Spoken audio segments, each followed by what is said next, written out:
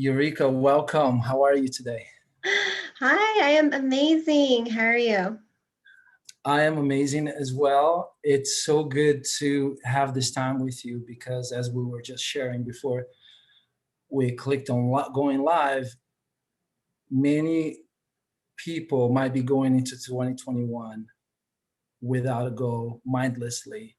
And here you are to share with us what you did this morning uh, on a workshop online and how you guided people to create a roadmap using your 9-step blueprint on how to end this year on a good note and start 2021 at even a better note. Mhm. And I'm so happy you're here to share that with us. Before you share that, would you please tell the audience who you are, where you were raised, how childhood was for you, and why you got into this work of helping people create amazing lives? Yeah, thank you. First, appreciate you, Fernando, for inviting me um, today to be interviewed. And I've been following, all your interviews on Facebook. So it's cool to be the person interviewed. So thank you. All right, so my name is Yurika, and I am a mindfulness and empowerment life coach. And I'm actually here in Fremont, California, in the Bay Area. And we are on lockdown, like a lot of places in the world. I also grew up in Fremont, actually, just kind of like full circle. I like moved out, went to school, then came back to Fremont. And my parents live also in Fremont, so I pretty much grew up in Fremont my entire life. I also work in Fremont and I work from home, and it's um, just amazing. I have a beautiful house, and my upbringing, although I will say, was quite challenging as the first generation to be born here in the US. I struggled a lot with um, the culture difference, right? So like my parents were very traditional immigrant mindset, and then here we are in America. I'm being raised, or I grow up and I'm going to school in a completely different culture, almost with different values, different things like that. And so I would say it was quite a struggle. A lot of my beliefs were very limiting because that's limiting money beliefs. This is something that I've been working on this year, specifically money beliefs. And I would say that, being raised in an immigrant family is is very different. I'm not even sure how I can explain it, but it is very different. These things that we're told, or the world that we're modeled at home, doesn't necessarily match the world that we see when we're out and when we're at school. And so I would say I struggled with that quite a lot. I know my parents were very strict growing up, and um, and I would say the traditional mindset in my house was always like study, get good grades, go to a good school, go to a good college, right? Get a good job, get married, buy a house, 2 kids, 1 dog, 5 cats. It was like that was what I was told. This is what Mm. you should do. And so until I was like 30, I would say 30, until I was 32, I was living this constant ladder lifestyle, right? Where it was the next thing, right? I remember my mom saying, I'll be so happy, I'll be so proud of you if you get into a UC college, right? So I got into a UC college. And then that switched to like, oh, I'll be so happy if you graduate and get good grades and get a job, like a state or a federal, a stable job. So, I did that. Oh, I'll be so happy if you go to grad school. So I did that. I'll be so happy if you get married. I didn't quite do that. I almost got there, right? But it wasn't till, and so I lived this whole like the next, without actually reflecting back and acknowledging like my progress or celebrating the things that I accomplished, right? And then it always comes from this lack mentality of seeking for mom and dad's approval, seeking for parents' approval, seeking for other people's approval because I can't give that to myself. And how that showed up in my life is the classic I'm not enough I can have so many degrees and good, master's degrees. And I was like an overachiever in college with like 2 majors and 2 minors. And I can have all of these things and it wasn't enough. And I found myself very unhappy, unfulfilled, dissatisfied with life. And I was wondering like, what else is there? Mm. Yeah. And I wouldn't say until I actually had a quite disturbing, like a near-death experience in which I remember specifically like laying in the hospital bed thinking, wow, am I going to die like this? What all of these things I accomplished? Am I going to choose to live or choose to die? And it was at that point I started questioning all of these things that I was told. We inherit these beliefs from our family for generations. And I never stopped to question them. I never thought like, oh, could this not be true? Could this be different? Could this be different for somebody else? What is my path? What is my right way? And after that, obviously through that experience, I started to dive into self-development and personal growth. And mindfulness is actually what changed my life. And hence, I am now living my purpose, right? Helping people ease suffering, helping animals ease suffering. This is my through line in all of my work that I do. I believe this is my purpose. It's my mission, and it's something I'm so passionate about. And I get to do this every day. Mm. So it's so amazing. And I want to say that it's mostly mindset. It's understanding self, the self-awareness, and then the growth, mentors, books, study, courses, all these things to understand yourself to be better, to be the person that you want to be, what's right for you, not what your parents want you to be, not what culture wants you to be, not what your partner or your spouse wants you to be. Like, who do you want to be? I think a lot of people don't ask themselves that question. Mm. Powerful. I so inspired to go deeper. However, if we go deeper, we might not have enough time to cover your workbook, which I think it's more timely or appropriate to share with the world right now what your workbook is, so that people can close 2020 on a high note and have 2021 be the best year of their lives. So how about we go into that? And I'm curious to know more. We're not gonna cover it in this interview, but curious to know more about in a different conversation about your experience, your near-death experience, and but not today. That'll be for another conversation. So will we please how about we go into why you created the workbook, and why did you host the class this morning, which is December 26th? Like, what was your intention? Okay, so this process, this 9-part blueprint that process is actually part of my annual review, in which I do every year for the last couple years. And I know when we say like annual review, it sounds like so like, oh, that's so corporate, or like, what do like you're evaluating yourself and things like that. But I believe that it is so, so important in order for you to reflect on your year, in order to extract the learnings, in order to acknowledge your celebrations, to be grateful, all these things, to close the year in clear energy, to then move forward into 2021. I have a saying that good beginnings start with good endings. So how are you going to end 2020? A lot of people think 2020 is a wash. They're like, what happened to 2020? We can do it all over. Can we just do it all over again?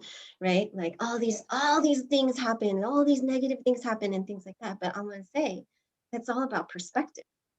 There's also so many beautiful things that happen. And one thing I wanted to share is that it gave nature the ability to recover.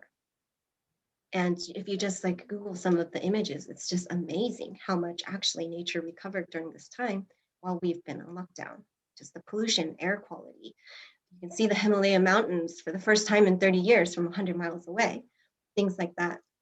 Right. So my intention is I started to make this workbook for my audience It's 14 pages. It's quite long, and it will require work. That's why it's called a workbook. And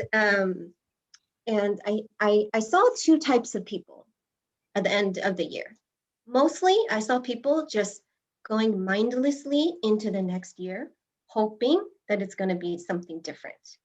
And if that's the case, then you're looking for something on the external, something that's external, something outside of you in order to change your internal state or your perception or how you experience the world.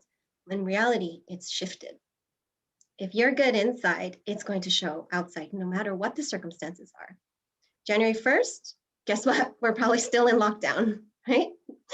And like, so our situations might not change. But if we're going into 2021 without a lot of clarity, without goals, without like, I'm just waiting for this to be over, you know, there's so many people in this kind of energy. I want to say, and I want to talk to you guys directly who feel that way, is that it doesn't have to be that way, right? We can do the internal work, the mindset shifts in order to make 2020 your best year, no matter what is happening externally.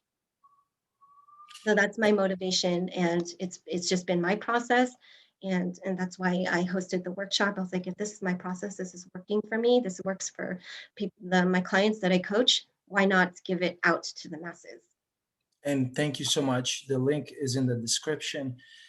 And how about we start with the first one, which is the 50 celebrations? Yes. So the workbook is divided in two parts. One of it is reflections, and the other part is planning. So the first part is 50 celebrations. And so 50 celebrations might seem like a lot. You can see I handwrite mine because I think there's some authority in actually writing it with your own hands. But 50 celebrations seems like a lot, right? We can probably come up with 5 or 10 right on the spot. But 50 requires you to stretch. It requires you to actually reflect. Sometimes, like, I think I got stuck about at 20. Then I went back into my journal and literally flipped from January every single month. I was like, oh, what was I doing in January? What was I struggling with? Right? What can I celebrate from here? And then I'll go through my journal from January to December. And then I'll go to my Google Calendar, and that'll prompt some things like, oh, you were traveling this place. You went to this training. Oh, what did I accomplish there? What is something that I can celebrate? And I also just want to note, not all celebrations have to be these amazing things, right? So like Fernando, you and I both got our Master in NLP practitioner certification. Heck yeah, that is on my, that is on one of my celebrations list.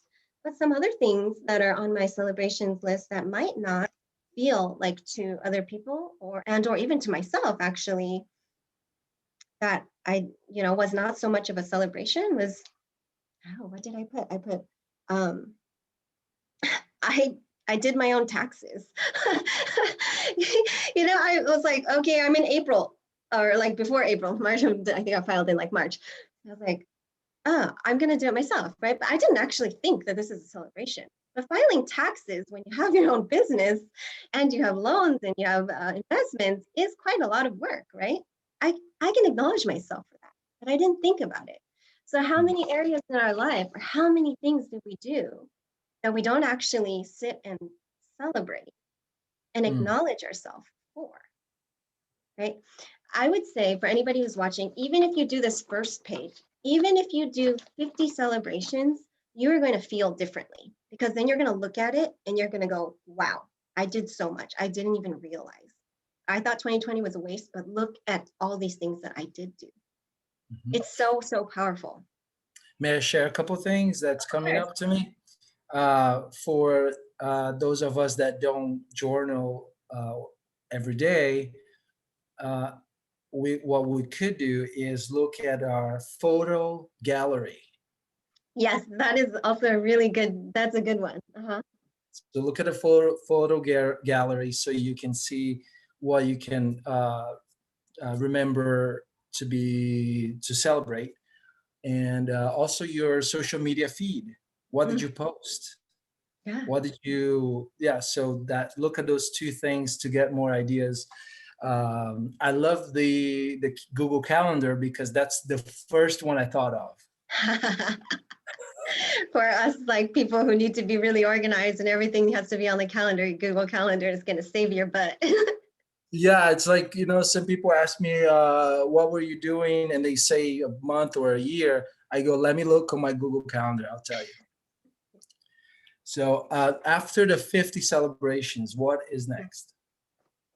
So after your 50 celebrations, you're going into 20 lessons and insights. So things happen, right, in our environment, in relationships, with our friendships, and that these are things that we might not necessarily be able to control. And if it's a relationship that fell apart, for example, there are actually so many lessons in that one relationship. You could probably extract more than 20 lessons out of that one relationship. I also have a whole process on mindfully separating from a relationship. If you want that process as well, I can give you the link to that. But definitely reflection is one of them, right? So reflecting on the past year, what are 20 lessons that you actually learned about yourself? What are new insights that you gained? And so this doesn't necessarily have to be these big aha, like, oh, I had an epiphany, and it doesn't have to be like that. It can be really simple things like, oh, I learned that it's important for me to be authentically myself at all times, and it doesn't necessarily have to look a certain way.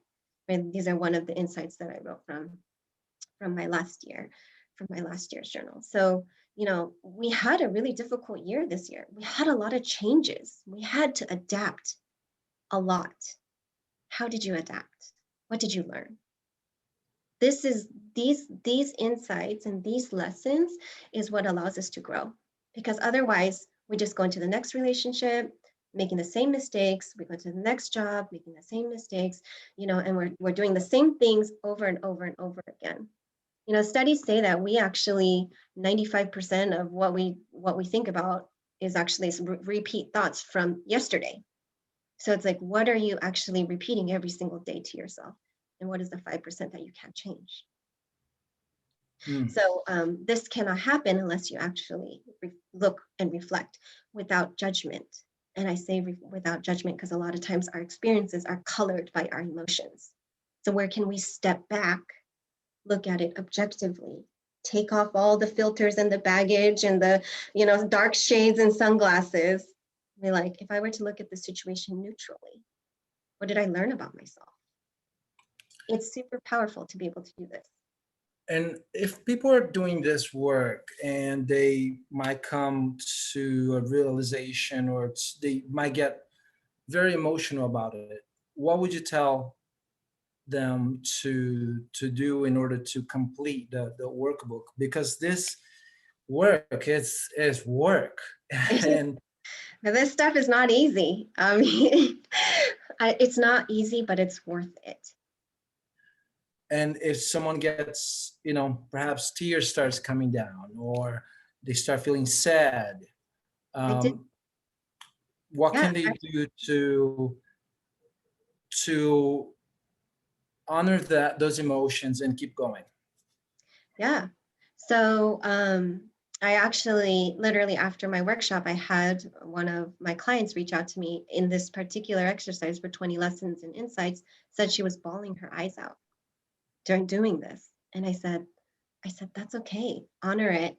And crying is just, it's releasing the pent up blocked energy, right? But I would say it's also important if you're crying, because a lot of times you're still in the story. Right? You're repeating the negativity or the pain, and sometimes that's what makes us cry and or feel angry, or we're basically, you don't want to re-traumatize yourself into that situation, but there's also healing that needs to be done there. So when I say, whenever feelings come up, feeling is just information. Feelings are information. That's it. If it's neutral, if we view feelings as neutral, then we don't have judgments on them. A lot of times if we start to get angry, then we'll be like, oh, I shouldn't feel angry. There's judgment in that. That doesn't give space to honor. Oh, why is it that I'm feeling this? what is it exactly that I'm feeling? And if it is too much, the other exercise I would do is try to see yourself from third person. Mm. Don't be in the experience. Almost watch the interaction, or watch it from a third person point of view. Awesome. Love it. And from 20 lessons and insights, what is next? 10 moments of gratitude. Okay, so this is different than a gratitude list. Not 10 things that you are grateful for, because those become repetitive. Oh, I'm grateful for my job, grateful for my house, I'm grateful for my family, I'm grateful, these are things that just becomes a list. If you do a gratitude journal, sometimes we just like, it's from our heads, not from our hearts. And so when I say 10 moments of gratitude, I'm asking you to go close your eyes and go back to that moment, almost like you can relive that moment and can't stop smiling because you felt so much joy and so much gratitude and so much peace, or whatever it is that you're feeling. So these things can be very simple. It is like the example I used today was, yesterday I was driving in my car and the sun was shining, and then the song comes on and I'm like, oh, this is my jam, right? And then I'm driving and then I start moving and then I start smiling, and it's like everything was perfect, everything was lined up, and I was in the zone, right? Those are the kind of moments you're talking about. I can close my eyes, go back to that moment and relive that. Or another example would be like biting into a really dark chocolate, where it's like right when you bite into it, there's that snap, like moments like that, right? So it doesn't have to be this like grand, oh my God, the whole world, this and this. It doesn't have to be that way. It can be these are the small moments in which we can feel grateful for, which creates more and more opportunities to attract happiness and gratitude. Thank you for that distinction of things, list of gratitude list and moments of gratitude. That makes a huge, small difference that creates a huge result, at least for what I was, when you were talking, I was doing mentally and I thought, yeah, that's a lot more powerful than making a gratitude list, because with a gratitude list, I may hit that feeling of gratitude for a second or less. And if I think of a moment, it's like a movie. Yeah. It's a movie now. Yeah, and the longer we stay in those moments of gratitude, we're literally rewiring our brain. And our brains are, neuroplasticity is like a huge thing right now, right? We can literally rewire our brain for happiness. And my question to people is like, what are you actually wiring your brain to? A lot of times it's negativity. So this is a chance where you actually get to rewire your brain to positivity. And okay, so this might be a little unrelated, and it might not. When someone talks about a story that they say they overcame, like a trauma or a situation that was less than positive, and they bring that up, Mhm. is the fact of bringing it up and retelling the story rewiring the brain to keep the story alive, or is it possible to tell the story without reprogramming the brain? This is a good question. I think it comes. It's how you're telling the story. How are you retelling the story? Because if you are truly healed from that experience, no matter how like traumatic it is, then what comes up is neutral. You don't have feelings that come up. But sometimes, there's a lot of pains that I've been working at, like my near-death experience that actually came from the end of a relationship, is like there is sometimes when I talk about it, sometimes I feel like a little ping, right? Like, ooh, I felt that, right? And that's not necessarily re-traumatizing myself. I tell myself at that time, there's still some healing. There's still space for healing here, right? So it's important. How do we tell the story? Are we in the story? Are we victim? Or do we tell the story and we're empowered? And this is why I think lessons are so important, is because when you're able to tell the story and extract the lesson, that's so empowering. This didn't happen for no reason. This happened because I need to learn this lesson. If I didn't learn this lesson now, it's going to show up again in this time, and it's going to show up 2 years later here, and it's going to show up in every future relationship that I have, because it's not a lesson that I learned. So, and you only learn the lesson if you actually reflect on it and extract the learnings from it. And yes, does that mean going back into the pain sometime? Yeah. But going back to the pain where it's like honoring the pain, not getting sucked into the pain. There's a fine line. And so I would say for people who are not experienced with this, to definitely, like, work with a coach or somebody who is experienced, so that you don't get sucked back in, especially with really strong traumas or depression, that are still in the healing process. Thank you for that. And in my life, I anytime I did not do that, meaning I went through some type of experience where the result was unpleasant, every time that I did not consciously extracted or made the lesson clear, it happened again in the future with a different person, similar story, similar event. So for those listening, watching, if something has happened in your life more than once, this might be the solution for it not to ever happen a second time.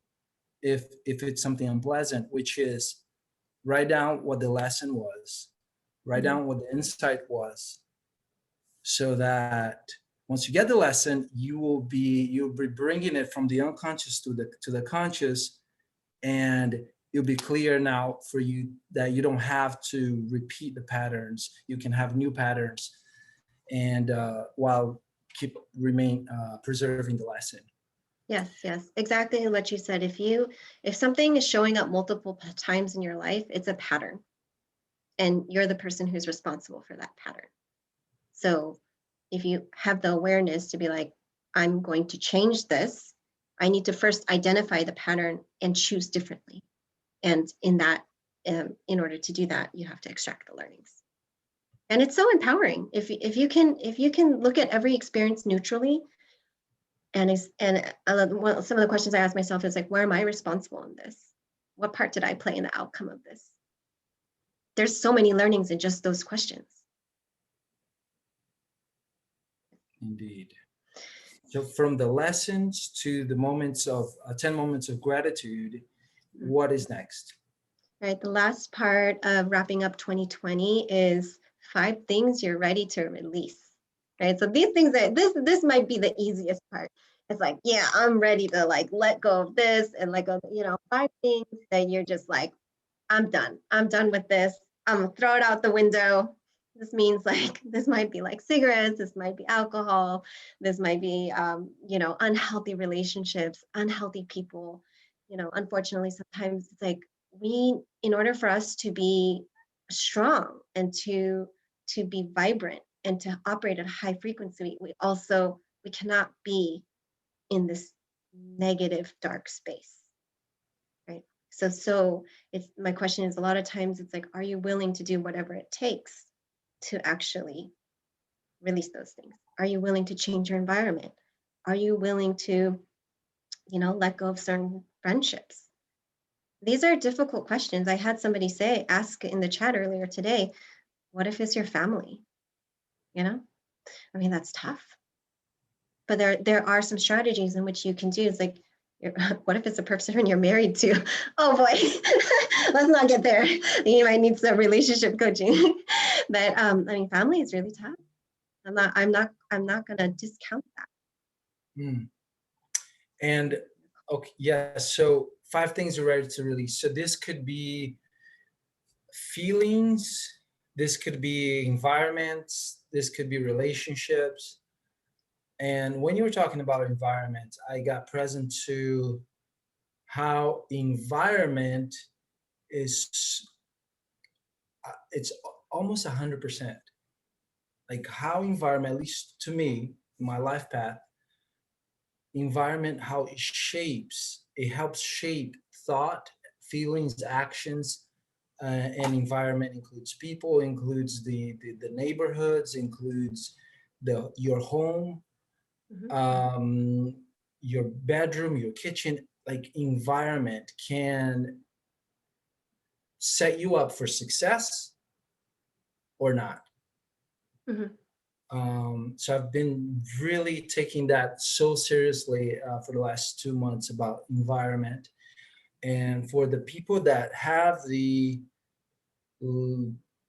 ease or luxury uh, to to move, sometimes moving physically to a different place is the easiest way to transform something in your life. Yes. And I've seen when people do that, and I've done it myself. Mhm. It's easy for me because I work from home. I've been living the 4-hour work week for years, so it's easy for me. But for Mhm. most people, that's not the case. And for those that want to get something, feel stuck in an area of your lives, if you want to change it, go somewhere else to change it, meaning travel somewhere else, drive somewhere else to have that conversation with yourself. Because having that conversation with yourself in the same place might, it might happen, it could happen, and it's easier for you are energetically and physically in a different place, in my Mhm. opinion. Yeah, I mean, this is actually why, when people actually want to make a change, the easiest place to make a change is when you're on vacation. You're in a new environment, you're around different people. Like there's so many things that are different. But what happens is if you return back to that environment, then it's so easy to fall back into the habits. Right. So this is what I'm saying. Yes. So what you're saying is true, Fernando. If we go somewhere, change your environment. I mean, like you don't have to go on vacation, change your environment, you get new insights, you make new commitments, and then come home and get rid of everything that doesn't support your new commitment, that doesn't support the new version of you. Indeed. Yep. Yep. And so this section is the 5 things you're ready to release. What comes after that? Yeah. Just 2 points on the wrapping up the 2020. So then we talked about the celebrations. What I would do is I would put a star on the top 10 celebrations, like the top 10 things that you felt the most proud about, right? And so that you have that for easy access anytime, to like anytime you're feeling like you need a little motivation, like just take it out and be like, look for the stars. And the other thing too is for the 20 learnings and insights from 2020, choose your top 5 that you want to bring into 2021. And then on the Mm, first page of your 2021 journal, write it under the headings called reminders. So these 5 lessons, you don't want to just like, oh, I learned the lesson and then you left it in your notebook. It's mm. you're bringing that into 2021. These are reminders. These are the 5 most important lessons that I learned in 2020. I'm going to bring them in with me to 2021 Mm. because this is going to bring me closer to the person that I want to be. Love it. Wow. So good. Having that reminder of the lessons. Yes. Mhm. Strengthening that insight that it was may have been hard to get or hard to face. So if you're gonna, I, lately I've been using my fridge as a whiteboard. so, so just start writing on the fridge itself. It's easy to clean it up, and I started putting some insights there. Um, as the reminders, because they like you said, they are hard to, for instance, with the training that we went through. I mean, it was hard stuff. Not everyone is ready to face, I guess, the shadow and just uh, let alone with strangers, and now that are now our family. So something about reminders. For me, the fridge works, the mirror works. In the mirror, I can even either write on it with a marker or use a sticky note or and so whatever, for the people watching, listening, whatever works for you to use it as a reminder, because if it's not a reminder, it might as well not even be there. Mhm. So put structures in place, whether it's alarms on your phone, that the name of the alarm could be, one of the lessons or something. Mhm. For people like for you, Yurika, you're saying to put that on a journal, right? So this Yeah. would probably will be for people that do not journal. And if you do not journal, consider start journaling. Uh, and I'm telling that to myself too, because I need to pick up the habit again. Yeah. Yeah. So I actually write it on my very first page of the journal. You'll see it says reminders. Yeah. And then um, and then some of the other, and we're going to be going into goals, but then I also write my goals down and I check mark them as I, so it's on my first page so I can easily access it. And yeah, so important that you talked about this with journals, because this is my 2020 journal. But actually, when I was reviewing it and going back, I didn't journal so much this year about my personal experiences. A lot of this is content. It's like my learnings, like all the courses that I'm taking, and like, I mean, the NLP section is already like half the journal, So this is something else that I'm also going to bring into 2021 is I didn't think it was so in retrospect, not writing so much like free writing about what I was going through in certain times, is as I go back to it, I'm like, what was I doing? What did I learn? What was I actually struggling with? And I know this, I journaled a lot the year before. So when I went through my journal from 2018, there were so many learnings. I probably could have wrote a book on the amount of learnings from that. So definitely journaling, I highly, highly encourage it, even if it's just 5 minutes a day. Put it into your morning routine, you know. Mm-hmm. Indeed. And a little deeper there on, if you're going to do it, highly recommend handwriting. And if you are going to do handwriting, do it right as well as you can, meaning your calligraphy, and like as well as you can. And I've been studying lately the importance of the way we write and Mhm. how it's a it's on the mind. So the way we are writing, we are writing the map of what's on the mind. So if you want to change the mind, one way of changing it, and it's through handwriting. Mhm. And this is something that I haven't not taken a course on. I've taken some intro courses, and I'm getting myself more into the power of rewiring the brain through handwriting correctly. So so yes, so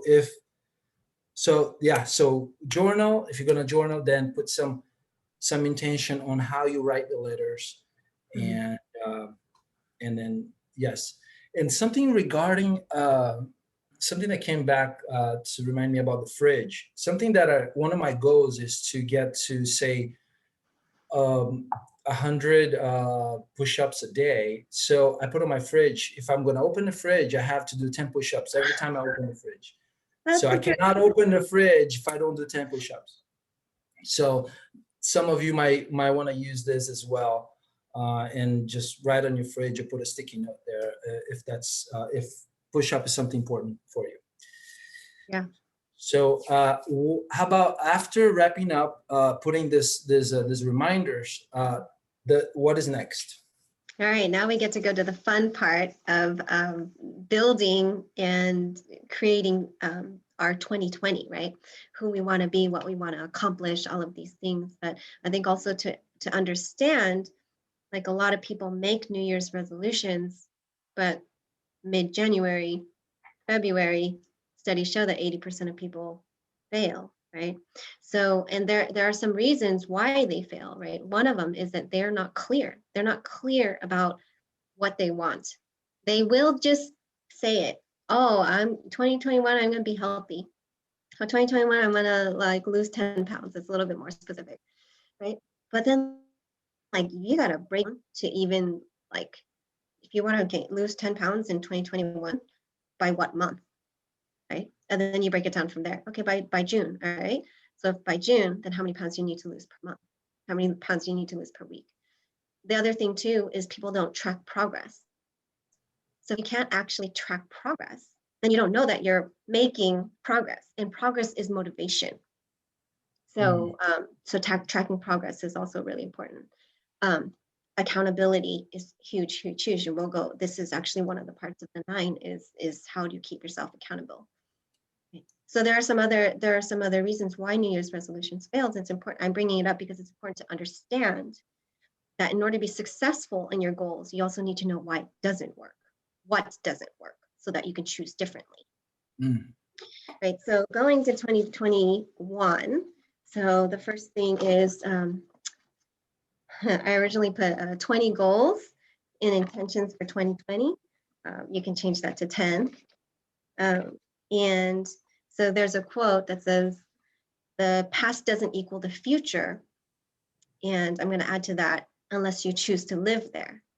There, meaning if you choose to live in the past, then the past will not equal the future. But the past doesn't equal the future if you're actually willing to be present to move forward. The past doesn't equal the future, but you have to be willing. So that means that when you say something, when you say you want something, and that opportunity arises and you don't do anything about it, you're actually teaching your subconscious mind that your word carries no weight. Your word isn't real. You're literally pretty much lying to yourself. You're letting yourself down every single time. So the best way to build confidence is to actually do what you say. It doesn't have to be anything big. It can be something simple, like you said. Maybe for me it was like 10 push-ups a day, not quite at 100. But yeah. It's like if I say this and I'm actually committed to it, then I'm going to do it. And I have to hold myself accountable for it. If I can't, if I don't feel like I can, then I'm going to ask. There's different ways for accountability, right? So yes, 10 goals and intentions for 2020. I go into kind of the breakdown of yin and yang goals. And the reason I did this is because I noticed in the past when I wrote these like 20 goals, all the ones that I actually ended up accomplishing were like yang goals. I felt like, check, I did that. Check, I accomplished this, right? But yang goals are very masculine. They're very doing. They're very action oriented.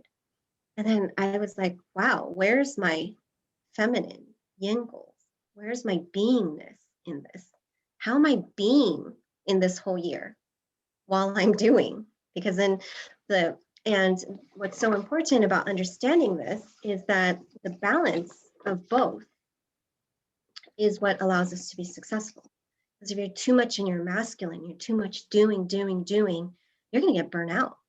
I mean, there's great things about it. You get things done. But who are you being in the process of getting all of those things done?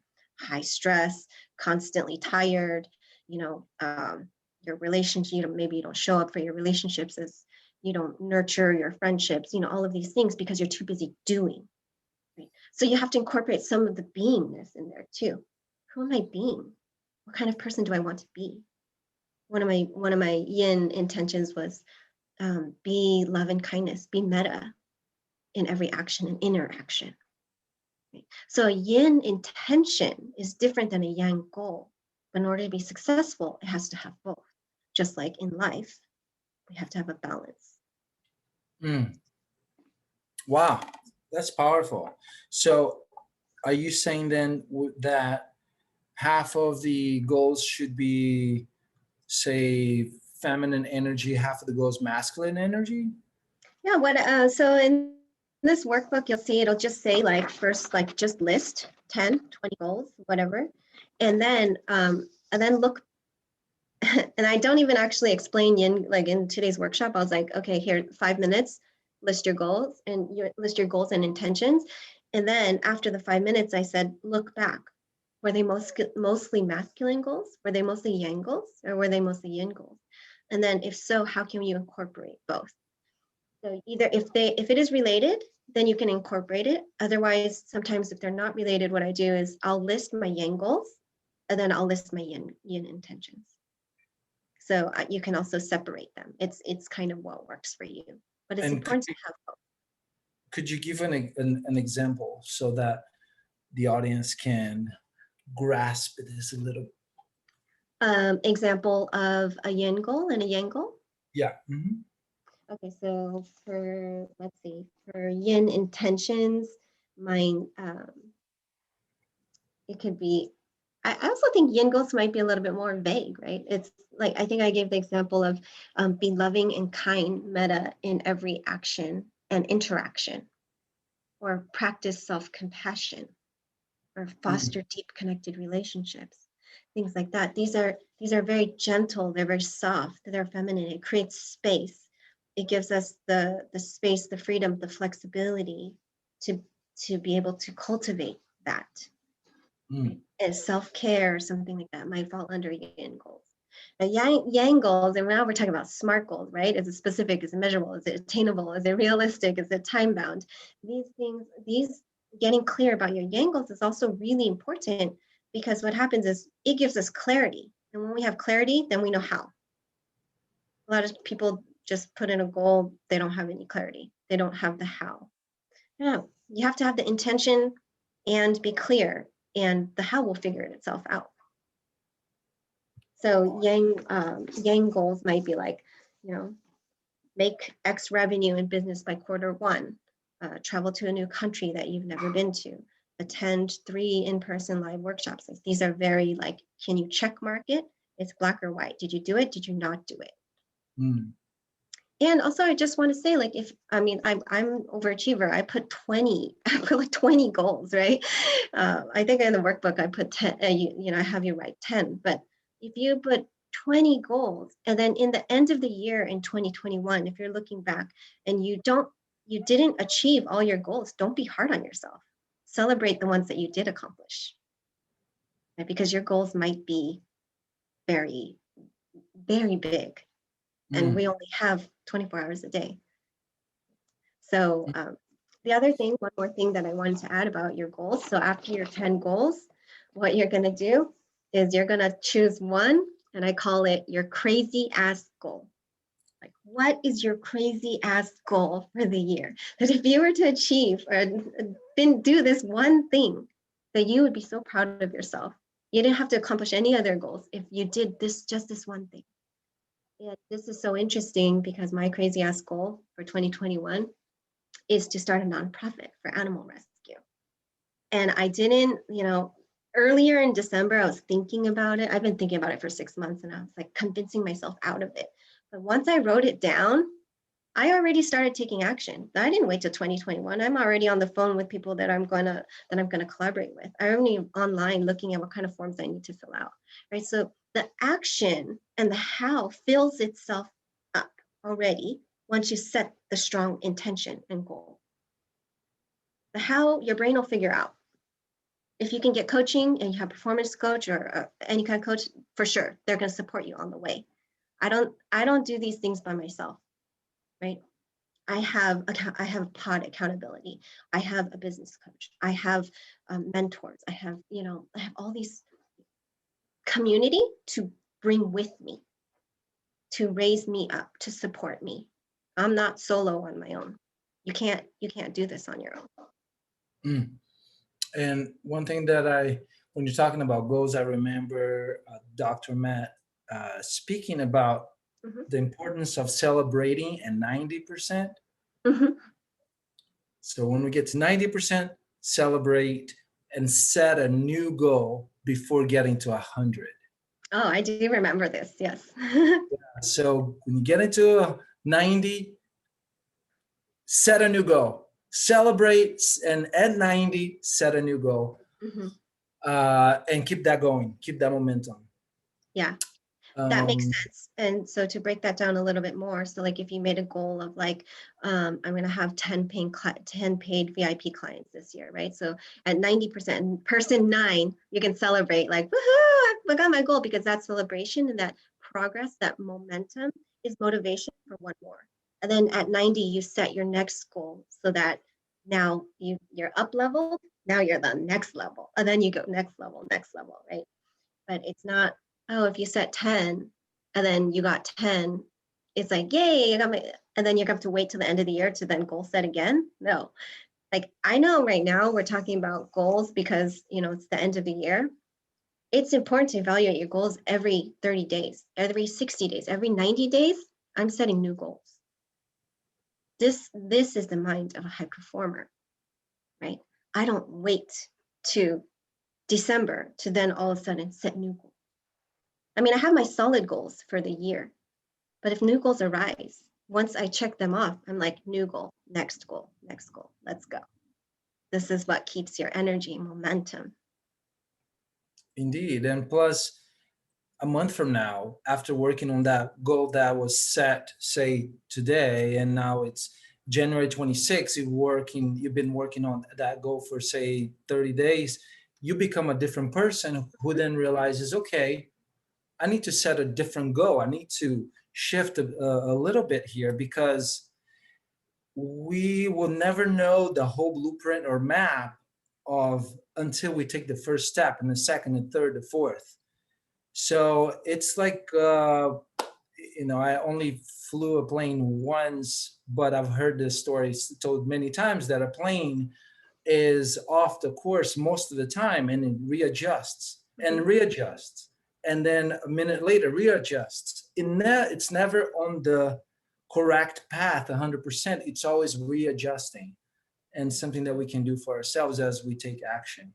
Yeah. And I would also say that the destination of the airplane, if it knows where it's going, right? So that destination is your clear goal. Right? If you don't have the destination, then where are you going? I don't know. You're going to Hawaii. You're going to like Mexico. I mean, there's some space for that freedom too if you want to do that. But what I'm saying is, you need to be clear about your destination if that's where you want to go. Then how you get there, it's like you might need to correct. Of course you're correct, but you're going to get there because you have the address, you have the airport, you have where you're going to go. Tony Robbins says this really great. Like he says, be committed to your decision, but flexible in your approach. Right? So we can't be so rigid. We can't say, I have to do it this way, this way, this way, this way, this way. It doesn't allow for the flexibility. It doesn't allow for the yin-ness, right? We can't always account for things that happens. I'm sure nobody thought we were going to be in COVID this long. Nobody even thought that COVID didn't exist like, a year ago. So it's like, we could have never prepared for this situation that we are in, but it's the flexibility that allows us to move forward. But in the rigidness, then you break. Indeed. Yes. I love that. And so after you talked about what word did you use for the goal, for the number one goal?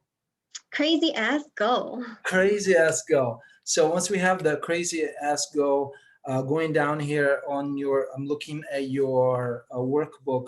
Is there anything else that you like to cover? I would say, okay, so then after your crazy ass goal, I love the crazy ass goal. It's actually so inspiring. If you actually, because it's so crazy, it like pulls you forward, right? It makes you it inspires you and activates you to move forward. And so there's so much energy in that. And we're coming. We're going to be closing the call shortly here. Mhm. And something about accountability, that it's been huge, huge on my life in the last few weeks. And when I see, for instance, programs where they are amazing, however, there's no accountability or support to help the person that just went through, say, this workbook. Going through your workbook is a way of doing deep work and transforming. And and if you're a new person now, accountability and support is vital to sustain your new self, your new transformed self. Can you talk a little bit about accountability and support? Yeah, before we get into that, can I touch in the one of the most important questions you need to ask yourself when you are goal setting is, I mean, after you set your goals is you need to ask yourself your why. Why is this important to me? And not, don't ask yourself this one time, ask yourself this 5 times. For every Mm, single answer you come up with, then ask yourself that again. Why is that important to me? Come up with the answer. Why is that important to me? So your why needs to be strong enough to pull you forward, and from a positive energy, not from a negative energy. Not like, let's say if you say, I want to get married, why is that important to you? Well, I want to feel loved. Why is that important to you? Because I feel lonely. Well, why is that important to you? Because I think that if I'm not going to be with the person, then I'll never be loved. You know, like that energy that I want to get married, your why is coming from a place of lack. Whereas if your why for I want to get married because it's important. Why is that important to you? Because I want to share my life with somebody. Why is that important to you? Because I have an overflow of joy and love and I want to share that, right? Why is that important to you? Because man, life is so much better shared, right? You know, so you see how this is very different. The same goal can have two completely different whys, and your why, if in the positive, is what's going to pull you forward. If you don't have a strong enough why, that goal is not going to happen. Doesn't matter how much work you're doing, your being is still from a place of lack. thank you. That's huge. Everyone Yeah, listening, watching, that's huge. If your yeah, motivation is from negative, it will work. And then when the negativity is gone and you achieved your goal, it will you stop doing it because the negativity that was juicing you and fueling you is no longer there. So it's important to use positive reasons to set your goals so yeah, that once you achieve your goals, you keep you retain it. You retain your goal once you has a, as you've been achieved. And it's happening in my life when I achieved, say, the 20 rentals. It was from a negative place of lack that I didn't want to be poor. And so you want to learn from other people's mistakes. mhm, Whatever you set in your goals, especially the big ones or any goals, keep asking the wife, like Yurika said, ask why 5 times, 5 times. And if it's coming from a place of lack, Eureka, what would you say for them to change that? if it's coming from a place from lack, actually this literally just happened with my client right before this call, is it was coming from a place of lack, and then I brought it up 2 or 3 levels to the place of where it was neutral before it went to lack, and then I prompted a positive, like, let's shift positively. Why is it important for you to X? No. And then he was like, it was just that little shift of like prompting of positivity for him to go down the positive route. And then I'm Mm, like, that why is strong enough. So I mean, sometimes if you're doing this by yourself and you don't have a lot of experience with this could be quite difficult. So if that's the case, again, working with somebody with experience and who can prompt this, it's the same thing. Because if I left him the way it was, his why for his goal, 6 months later, he's not going to be reaching his goal because his why, right? So it is important for like a practitioner or a coach to be mindful and aware of the motivation behind their goals. And yes, I do remember Dr. Matt talked about this. He talked about move away from goals or move towards goals. We're always looking for move towards. Yes, yes. And I'm not saying that they are not going to achieve the goals. They might achieve the goals because pain will cause people to take massive action. And what's going to happen is that goal will not be sustained once it's achieved, because then the pain will be gone. So the habits that made that person successful will have no foundation because the pain is gone. Yeah, And like a really good example of this is weight loss, right? So if your weight loss goal is coming from a lack of self-worth, lack of self-esteem, like from that kind of energy, once you lose your 10 pounds that you set yourself up to be, then and you're like, oh, okay, well, I don't have that. I don't have lack of self-esteem anymore because I reached my goal and I'm fit and I'm sexy. Now you have no more motivation. And then what happens is you gain back your 10 pounds, right? So then that's a very clear example. Or in relationships is even a better example. It's like if you're in a relationship from lack of like, oh, because I want to feel loved, and et cetera, you get a relationship. Oh, you already feel loved. Well, where's your motivation in the relationship anymore? Right. So we're always looking for move towards goals. What's going to move you forward? Right. So in this health example, in this weight example, like healthy lifestyle, because I want to show up I want to be there for my family, for my husband, for my kids. That is a strong enough why to move you forward. Even if you lose those 10 pounds, you're going to lose your next 10 pounds and your next until you reach this healthy, whatever that means for you. So those are just really two concrete examples of the power of why. A lot of times we don't even ask ourselves this question, why? Why is that important to me? Wow, it's powerful. Thank you. Yeah. Thank you for anything else that you want to cover on the workbook? Yeah, I mean, just, for interest of time, there's also like, what do I need to believe? This has to do with a lot of belief work. Like, okay, so if you have a lot of these self-limiting beliefs, what do I need to believe instead? So for example, one of the things I used to say all the time is like, oh, I don't want to do that because it's too difficult. I don't want to start a business because it's too difficult. I don't want to market because I have to put myself, it's too difficult. So my mantra or my phrase that I get to practice is let it be easy. I'm the one making it difficult. Let it be easy. So anytime I find myself in that pattern, then I get to interrupt the pattern and be like, no, Yurika, you can let it be easy, right? So this is like what Tony Robbins calls, it's a pattern interrupt.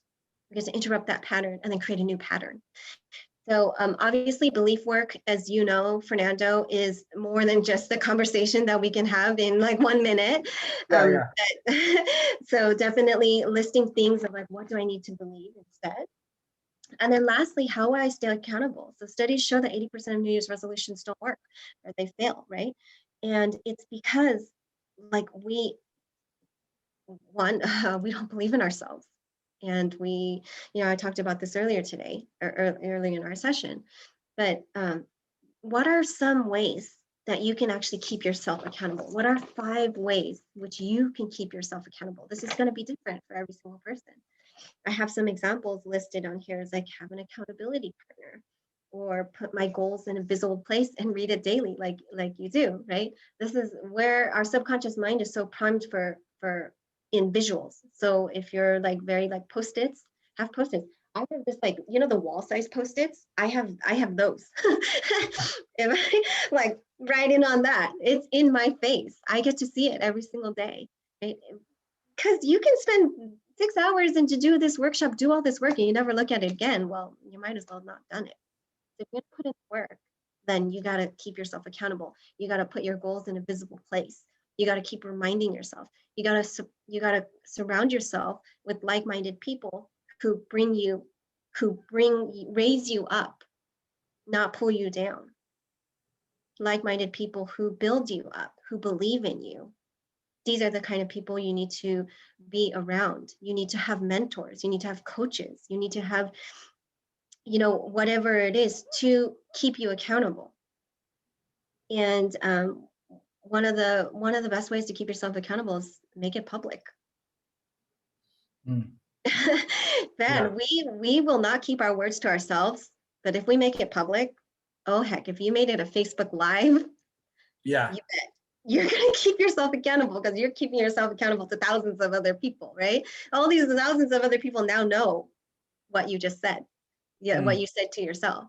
So it's kind of interesting how it's our lack, is how to say this. It's kind of sad that we won't keep our words to ourselves, but we'll keep our words to a stranger because we fear that, oh, they're going to judge us, that they're going to this, they're going to that. But fear or not, it is actually a way to keep yourself accountable. If that's going to move you forward, then that's what you get to do. One last thing, and the biggest challenge that I'm going to have for everybody who's watching this is, this is an exercise that I just did for myself, is record a 60 to 90-minute video of yourself as if it was December 2021. And you're going to talk about your year and all of the things that you accomplished. So all of your goals, your 10 goals, you're going to talk about it like you already accomplished it. You record it 60, 90 minutes. And then you're going to share it with at least one friend.